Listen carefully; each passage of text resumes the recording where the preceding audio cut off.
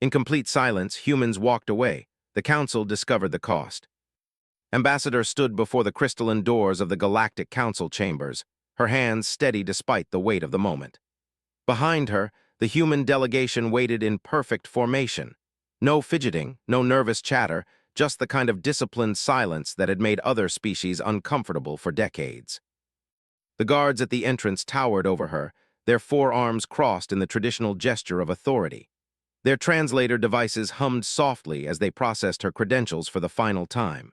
After today, those devices would never need to translate human speech again. Ambassador, the lead guard's voice crackled through the universal translator, the Council awaits your final statement. Nodded once, her gray hair catching the artificial light that bathed the corridor in hues no human eye was meant to see. She had served as humanity's voice for 15 years, watching as every proposal was dismissed, every plea for equality ignored, every attempt at meaningful participation in galactic affairs crushed under the weight of alien arrogance. The doors dissolved into particles of light, revealing the vast amphitheater beyond. Hundreds of species filled the tiered seating, their diverse forms creating a tapestry of evolution that had once filled with wonder. Now, she saw only the architects of humanity's exclusion. High Chancellor of the Hegemony occupied the central dais, his serpentine form coiled around the seat of ultimate authority. His scaled head turned toward with what might have been amusement in a creature capable of such emotions. "Ah, the human representative arrives," his voice boomed through the chamber's acoustic enhancers. "We trust you have come to accept the Council's final verdict on your species' application for voting membership." Walked to the center of the chamber, her footsteps echoing in the sudden silence. Around her, alien eyes, some compound, some multiple, some existing in spectrums beyond human perception, focused on her small form. She had never felt more human than in this moment, surrounded by beings who considered her species barely worthy of acknowledgement. "I have come to deliver humanity's response," replied, her voice carrying clearly without amplification. Humans had learned long ago that their natural vocal cords, evolved on a world with specific atmospheric conditions, produced sounds that traveled with unusual clarity in the Council's carefully regulated environment. Counselor of the Ethereal Collective leaned forward, her translucent form shimmering with what had learned to recognize as disdain. "The decision is final, human. Your species lacks the evolutionary sophistication required for full membership. The genetic analysis is conclusive. You are too violent, too unpredictable, too primitive." A ripple of agreement passed through the assembled delegates. Had heard variations of this judgment countless times. Humanity was too young, too aggressive, too emotional. They lacked the telepathic abilities of the synaptic union, the hive-mind coordination of the collective swarms, the of peaceful evolution that marked the mature species. "Your species has contributed nothing of significance to galactic civilization," added Counselor Vex of the Technosynthesis, his mechanical voice devoid of inflection. "Your technologies are crude, your social structures chaotic. The Council sees no reason to grant you the same rights as species that have earned their place through eons of proven capability." Reached into her diplomatic pouch and a simple device, a human-made tablet computer, ancient by galactic standards but functional. The gesture drew curious attention from the assembled aliens, many of whom had never seen human technology up close. "Before I deliver humanity's response," said, "I would like the Council's permission to share some information about my species. Call it a final educational presentation." Chancellor's forked tongue flicked out in what knew to be the equivalent of a dismissive laugh. "Very well, human. Enlighten us with your primitive wisdom one last time." Activated the tablet, and a holographic display materialized above her head. The image showed Earth from space, a blue marble suspended in the void, looking impossibly fragile against the star-filled darkness. "This is she began. "As the Council is aware, Earth has experienced 5 major extinction events. Each time, life was reduced to its most basic forms, only to evolve again into new complexity. What the Council may not know is that our planet is considered uniquely hostile by galactic standards." The image shifted to show cross-sections of Earth's interior. The molten core, the shifting tectonic plates, the violent processes that had shaped the planet's surface for billions of years. Earth's magnetic field fluctuates wildly compared to most inhabited worlds. Our moon is disproportionately large, creating tidal forces that would tear apart the ecosystems of more stable planets.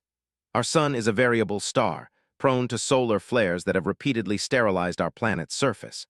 Our atmosphere has dramatic changes, periods where oxygen nearly disappeared entirely, ice ages that covered most of the landmass, greenhouse events that boiled the oceans. Murmurs arose from the assembled delegates.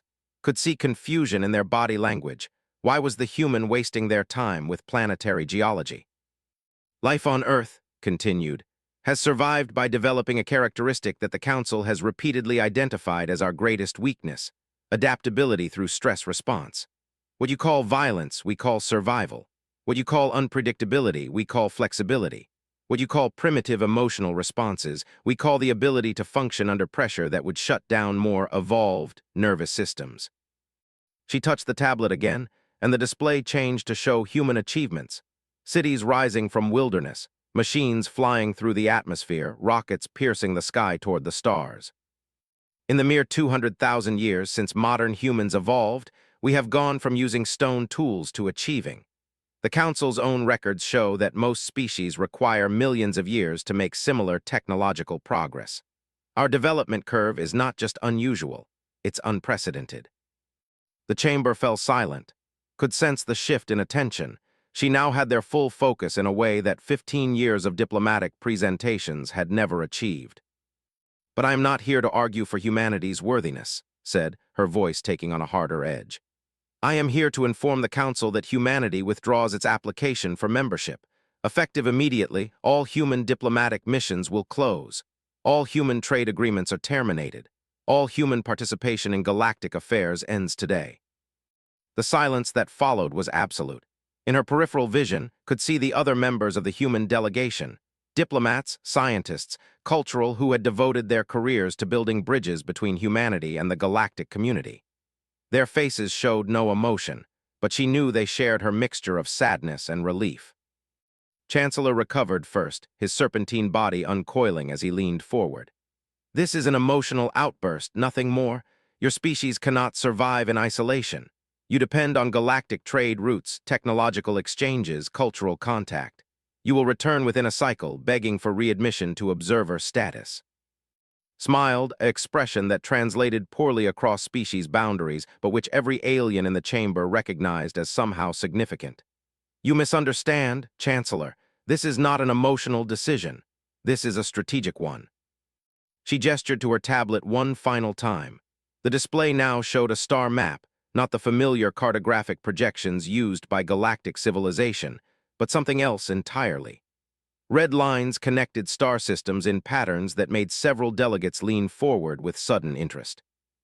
For the past 50 years, while humanity has sought membership in galactic civilization, we have also been preparing for the possibility that such membership would be.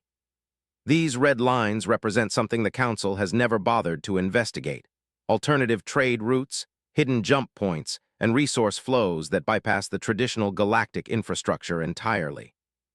The display zoomed in on specific systems, showing detailed surveys of previously unknown worlds, asteroid mining operations in uncharted systems, and space habitats in regions of space that galactic maps marked as empty. "Humanity has been busy, honored delegates. While you debated our worthiness, we mapped the unmapped. While you questioned our capabilities, we built our own infrastructure. While you dismissed our contributions, we prepared to make those contributions elsewhere." A new image appeared: massive space installations unlike anything in the galactic database.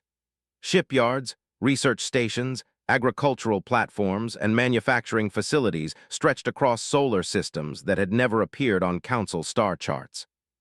The human sphere of influence now encompasses 412 star systems.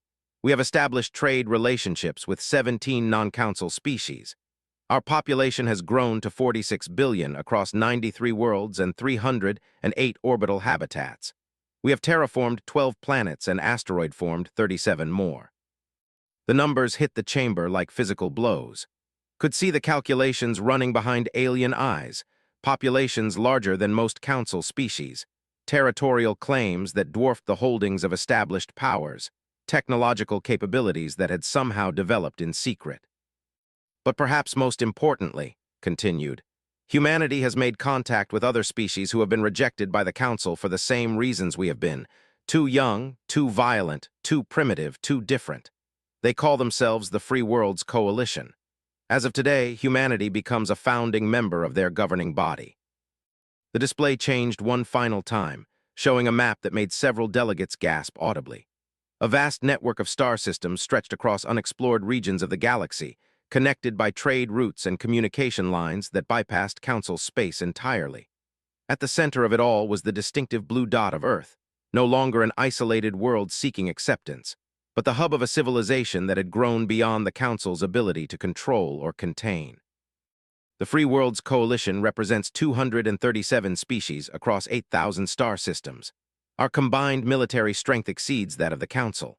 Our economic output has already begun to destabilize galactic trade by offering superior alternatives to Council-monopolized goods and services. Our technological development, unburdened by the Council's restrictive protocols, has advanced at rates that would have been impossible under your oversight. Close the tablet and look directly at Chancellor. Humanity thanks the Council for the education. Your rejection has taught us that seeking approval from those who will never grant it is a waste of time. Your dismissal has forced us to develop our own path. Your arrogance has cost you the opportunity to guide or influence the largest coalition of spacefaring civilizations in galactic history. She turned to address the full assembly. To the species represented here who have shown humanity kindness and respect over the years, you will always be welcome in free world space. To those who have not, you have chosen your allegiances and must live with the consequences. The human delegation began to file out of the chamber. No dramatic gestures, no final speeches, just a quiet and orderly withdrawal that somehow felt more final than any angry declaration could have been. "Wait," Chancellor called out, his voice carrying a note had never heard before, uncertainty. "This is madness. The galaxy cannot support two separate civilizations. There will be conflicts, competition for resources, inevitable war." Paused at the chamber's entrance. "Perhaps, Chancellor, but if there is war, it will not be because humanity seeks conquest. We learned something else from your rejection, that those who truly deserve power are often those who do not seek it from others but build it themselves." As the doors began to reform behind the departing humans, final words echoed through the chamber. The Council wanted to know if humanity was worthy of membership. You are about to discover whether the Council is worthy of humanity's consideration. The crystalline doors sealed shut, cutting off the sounds of confused alien voices and emergency consultations. In the corridor beyond, the human delegation walked in complete silence toward their ships, their mission finally complete. Behind them, the galaxy's most powerful governing body faced a future they had never imagined, one where their authority was no longer absolute, their decisions no longer final, and their former supplicants had become their equals. The emergency session of the Galactic Council convened 3 days after humanity's departure, though the term emergency felt inadequate to describe the chaos that had erupted across known space. Chancellor slithered onto the central dais, his usually pristine scales showing signs of the stress molting that occurred when his species faced genuine uncertainty. The amphitheater buzzed with activity, unlike anything seen in the Council's 1,000-year history. Delegates who normally maintained rigid diplomatic protocols huddled in informal groups, sharing information that their governments had been gathering since bombshell revelation.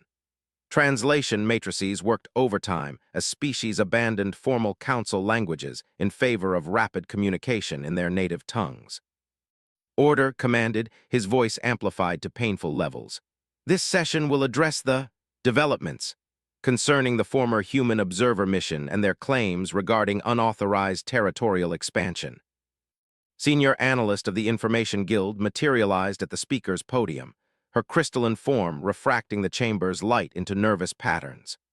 The Information Guild prided itself on knowing everything that happened in galactic civilization. Their reputation was built on the absolute impossibility of hiding significant activities from their sensor networks and intelligence operatives. "Honored delegates," began, her voice carrying harmonics that indicated deep distress, "the Guild must report a systematic intelligence failure of unprecedented magnitude. Our verification of the humans' claims has revealed a shadow civilization that has operated undetected for 5 decades. The display screens around the chamber lit up with data streams, star charts, and population figures that made even the most composed delegates shift uncomfortably. Crystalline fingers danced through holographic controls, bringing up image after image of human installations in systems that Council surveys had marked as uninhabited. The human claim of 412 controlled systems appears to be conservative, continued.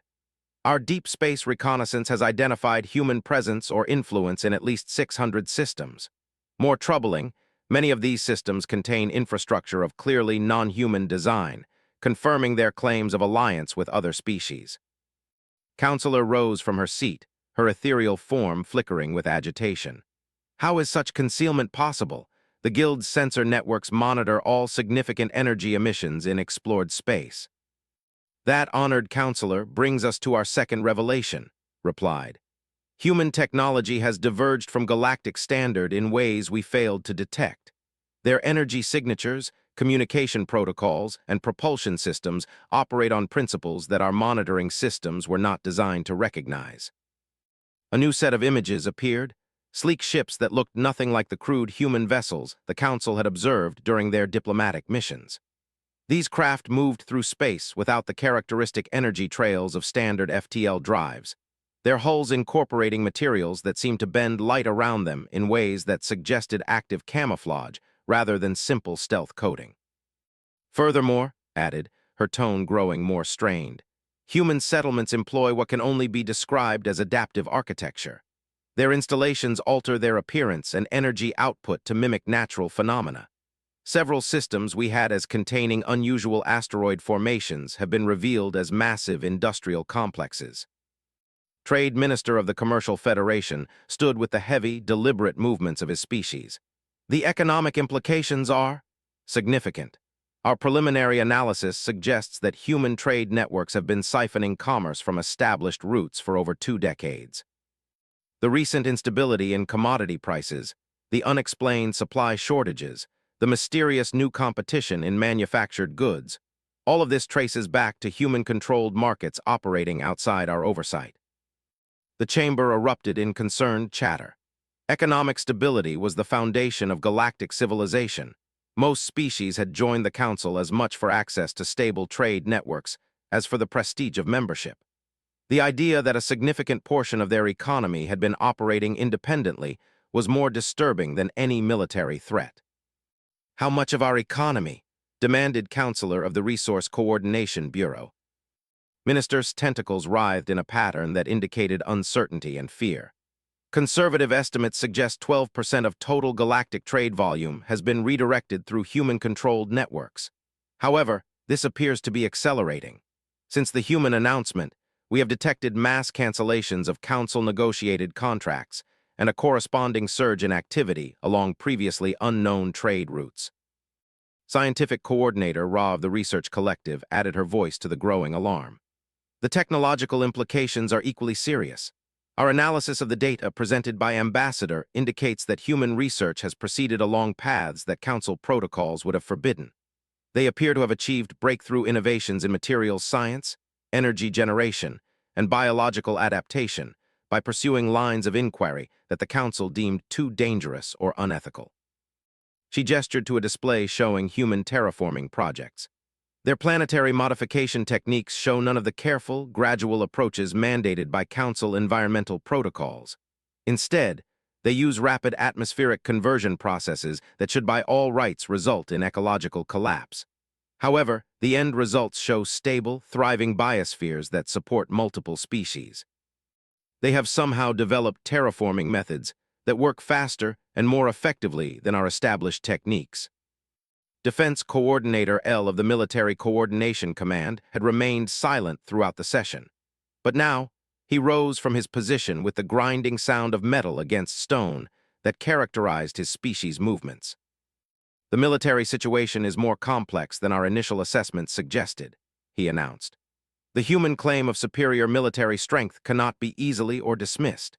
Their ships employ unknown defensive technologies. Their installations are heavily fortified with weapons systems that do not appear in any Council database, and their alliance with other non-Council species has created a potential military force of unknown capability. He paused, his mechanical voice taking on overtones that suggested deep concern. More troubling is evidence that several Council member species have been conducting unofficial contact with human representatives. The Defense Command has detected unexplained military exercises in border regions, strategic resource stockpiling by species we considered completely reliable, and communication traffic that bypasses normal diplomatic channels. The implications hit the chamber like a physical blow. Not only had humanity created an alternative to galactic civilization, but they had potentially begun attracting Council members away from their established allegiances. Chancellor's scales darkened to a deep purple, a physiological response that indicated the kind of stress his species typically experienced only in life-threatening situations.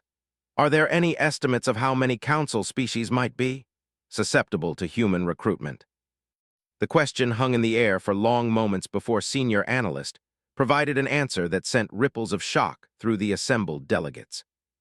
Based on economic data, communication intercepts, and behavioral analysis, the Information Guild estimates that 47 Council member species have engaged in some form of unauthorized contact with human representatives. 23 of these species have shown indicators suggesting they are actively considering defection to the Free Worlds Coalition. The chamber fell silent. 47 species represented more than a third of the Council's membership. If even half of them left, the resulting collapse in trade networks, military coordination, and political authority would essentially end galactic civilization as it had existed for a millennium. Councilor's ethereal form into the configuration her species could achieve, a sign of extreme defensive posture. What do they want? There must be negotiations possible, terms that could be reached. That is the most disturbing aspect of this crisis, Chancellor replied. The humans appear to want nothing from us. Our diplomatic corps has attempted to establish contact with human representatives across dozens of systems. Every communication has been politely declined. They are not seeking concessions, compromises, or recognition. They have simply moved on. Trade Minister's tentacles curled in patterns that indicated deep confusion. In every previous diplomatic crisis, the challenging party sought something: territory, resources, political concessions. Opposition groups always had demands that could be negotiated, but the humans have made no demands. They have simply declared independence and are proceeding to ignore our existence entirely.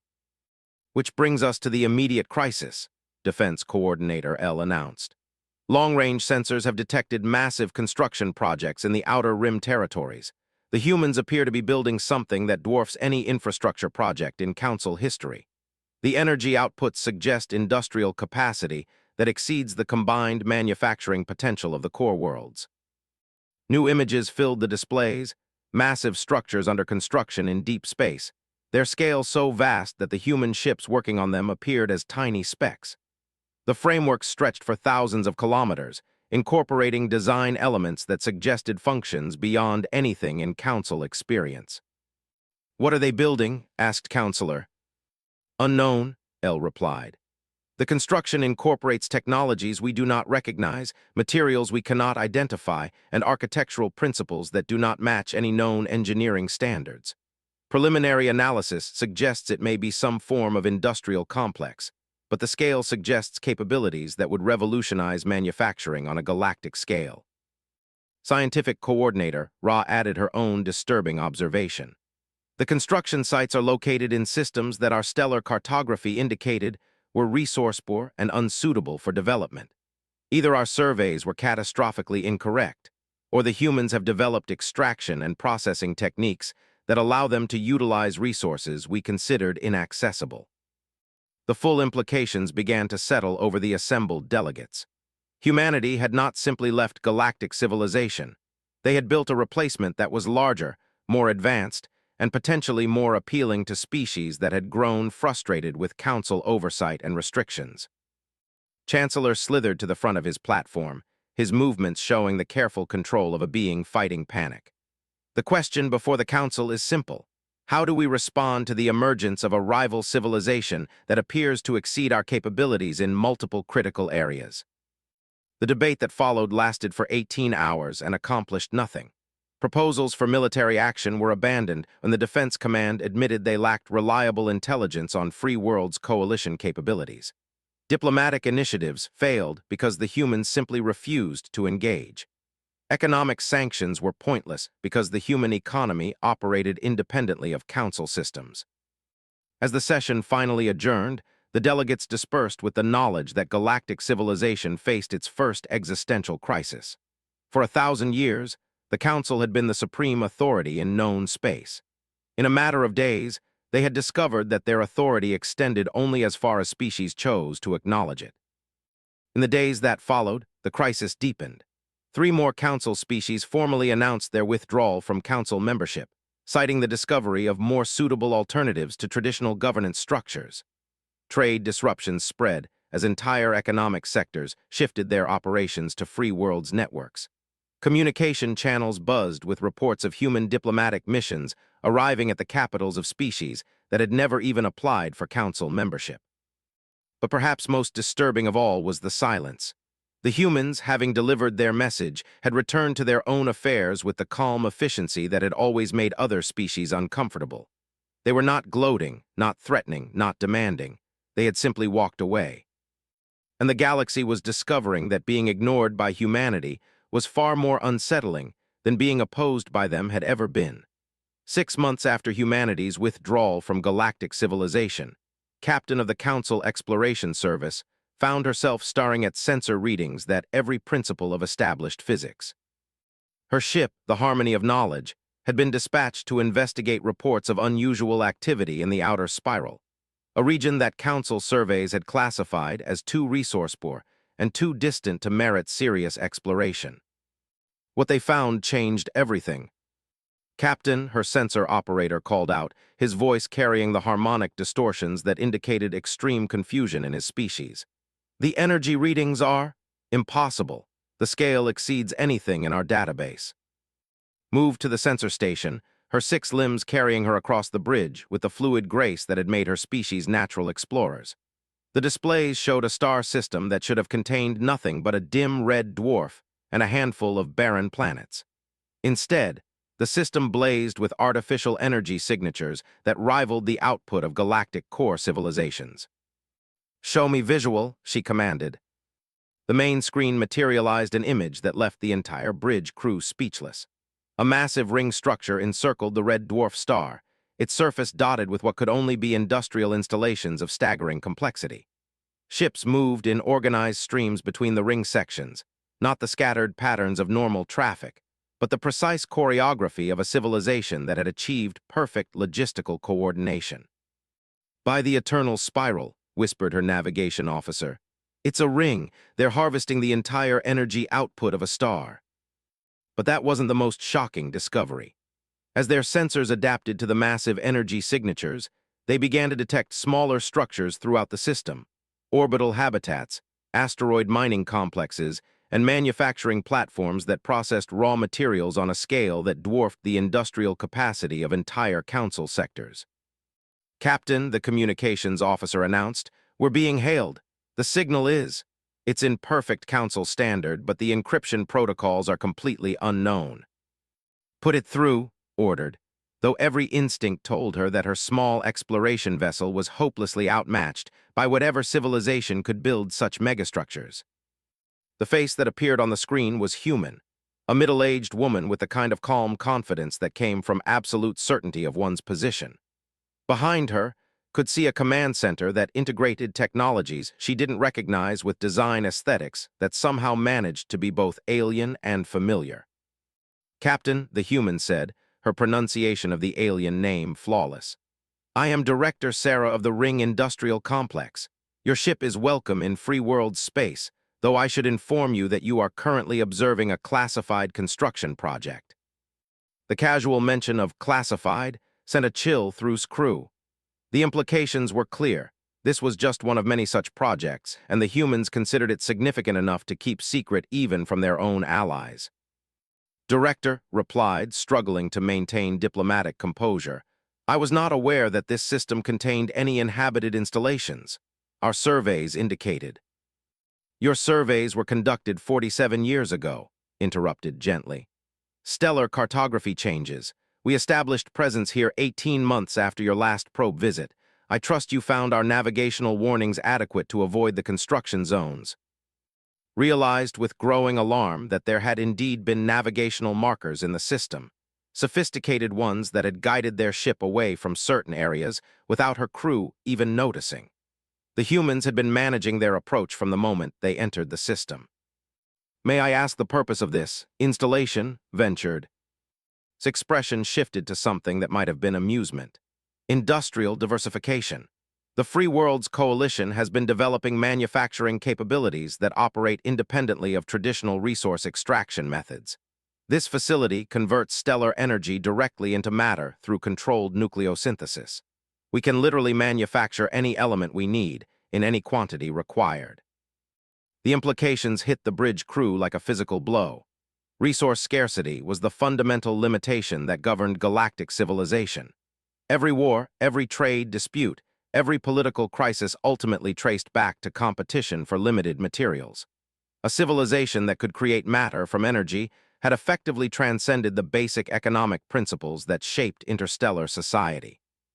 The ring can produce approximately 47 million tons of processed materials per day, continued conversationally.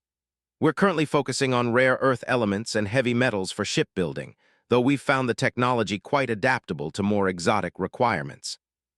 His communications officer was frantically recording everything, though she doubted the council would believe their reports without extensive verification. "How many such facilities does the coalition operate?" "Classified," replied with the same gentle smile. "Though I can tell you that Ring is our smallest installation, we're still working out the optimal scale for various stellar types." The casual revelation that this impossible megastructure was considered small sent another wave of shock through the crew. Found herself recalculating everything she thought she knew about human capabilities. "Director, I have to ask, why are you showing us this? Surely such installations would be kept secret from council observers." His expression grew more serious. "Because the Free Worlds Coalition believes in transparent communication with all spacefaring civilizations. We have no desire for conflict or misunderstanding. Your crew is welcome to tour the facility, examine our technologies, and ask any questions that might help the Council understand our capabilities and intentions." The offer was so unexpected that found herself at a loss for words. Standard protocol for advanced military installations was absolute secrecy, careful security, and elaborate deception measures. The humans were offering to give potential enemies a guided tour of their most advanced facilities. "That's very generous," managed. "But I should inform you that I'm required to report everything I observe to the Council." "Of course," nodded. "We would expect nothing less. In fact, we would prefer that your report be as complete and accurate as possible. Misunderstandings serve no one's interests." What followed was the most surreal 6 hours of his career. Human shuttles transported her crew to various sections of the ring, where they were shown manufacturing processes that violated every principle of resource economics. They watched as stellar energy was converted directly into rare metals, observed shipyards that could construct vessels in days rather than months, and toured facilities that processed matter at the atomic level with precision that made Council nanotechnology look primitive. But perhaps most unsettling was the attitude of their human hosts. The technicians and engineers they met were friendly, helpful, and completely open about their work. They answered every question, provided detailed explanations of their processes, and even shared technical specifications that would have been classified at the highest levels in Council space. "Why are you telling us all of this?" finally asked Director as their tour neared its end. Paused at a viewing platform that overlooked the ring's central hub, a massive structure that channeled stellar energy through processes that, understanding of physics. "Because we want the Council to understand exactly what they rejected," replied. 50 years ago, humanity offered to share our adaptability, our innovation, our willingness to pursue solutions that others considered impossible. The Council determined that these qualities made us unfit for membership in galactic civilization." She gestured toward the impossible structure around them. "This is what those qualities built when freed from the restrictions and limitations that the Council considers necessary for civilized behavior. We're not showing you this to threaten or intimidate. We're showing you this so that the Council can make informed decisions about the future." The return journey to Council space took 3 days, during which and her crew struggled to process what they had witnessed. The scale of human achievement was disturbing enough, But the implications of their casual openness were even more troubling. "They wanted us to see it," her security chief observed. "This wasn't an accidental discovery. They guided us to that system deliberately." But why, wondered, what do they gain from revealing their capabilities? Her science officer, who had spent the journey analyzing the technical data the humans had freely shared, provided an answer that chilled them all. "Because they're not worried about us. Look at these specifications. They've shared enough information for us to build similar installations if we had the knowledge base to understand the underlying principles. They're not afraid of giving us their technology because they know we can't use it." The implications were staggering. The humans hadn't shown them the ring to impress or intimidate them. They had shown it because they considered the Council so far behind in development that access to human technology posed no threat to human interests. When the harmony of knowledge finally reached Council space, their communications were immediately intercepted, and the crew was rushed to emergency debriefing sessions that lasted for days. The technical data they brought back was analyzed by the Council's best scientists, who reached conclusions that sent shockwaves through the highest levels of galactic government. The humans hadn't just left galactic civilization, they had transcended it. Their technology had advanced so far beyond Council capabilities that they operated by completely different rules. They could create matter from energy, travel faster than anyone thought possible, and build structures that dwarfed the greatest achievements of Council engineering. But perhaps most disturbing was the growing realization that humanity's openness wasn't generosity, it was confidence. They had shown the Council their capabilities because they were certain that knowing wouldn't help. The Free Worlds Coalition had become something that the Council's political structures, economic systems, and military doctrines were simply not equipped to address. They faced an opponent who couldn't be negotiated with because they wanted nothing the Council could offer, couldn't be threatened because their capabilities exceeded Council understanding, and couldn't be ignored because their mere existence was reshaping the political balance of the galaxy. In the weeks that followed's report, 12 more Council species announced their withdrawal from galactic civilization. Each cited the same reasoning, the discovery that alternatives to traditional governance offered opportunities for growth and development that Council membership had been actively preventing.